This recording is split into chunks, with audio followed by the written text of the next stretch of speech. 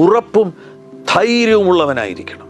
കർത്താവ് അതാണ് യോശുവോട് പറയുന്നത്. നിന്റെ മുൻപിൽ പ്രതിസന്ധികൾ ഒരുപാട് വരും, ശത്രുക്കൾ ഒരുപാട് വരും, എന്നാൽ നീ നട്ടലുള്ളവനെ പോലെ നിൽക്കണം, നീ ധൈര്യശാലിയായി നിൽക്കണം, നട്ടലുള്ളവനെ പോലെ നീ നിൽക്കണം. ഈ പ്രതിസന്ധിയെ നീ എതിർക്കണം, അതിനെ നീ കീഴ്പ്പെടുത്തണം.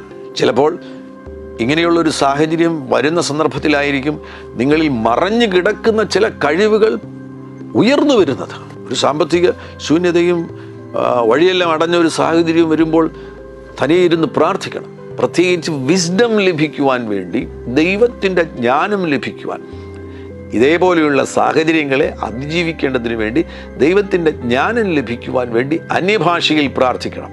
രാവിലെ എഴുന്നേൽക്കണം. 3 മണിക്കൊക്കെ എഴുന്നേറ്റതിന് ശേഷം ഒരു 1/2 മണിക്കൂർ അന്യഭാഷയിൽ പ്രാർത്ഥിക്കണം. കർത്താവേ, ഇവിടെ ജോലി നഷ്ടപ്പെട്ടിരിക്കുന്നു, സാമ്പത്തിക വഴികളെല്ലാം അടഞ്ഞിരിക്കുന്നു, എനിക്ക് ജ്ഞാനം തരണം, അടുത്ത സ്റ്റെപ്പ് ഞാൻ എങ്ങനെ വയ്ക്കണം, എവിടെ ഞാൻ ജോലിക്ക് വേണ്ടി അപേക്ഷിക്കണം, എന്താണ് ഞാൻ ചെയ്യേണ്ടത്, ജ്ഞാനം നൽകി തരണമേ. ചില ദിവസങ്ങൾ നിങ്ങൾ അന്യഭാഷയിൽ പ്രാർത്ഥിക്കുമ്പോൾ നിങ്ങൾക്ക് വിസ്ഡം ടങ്സ് ഉണ്ട്, ജ്ഞാനം നൽകിത്തരുന്ന അന്യഭാഷ.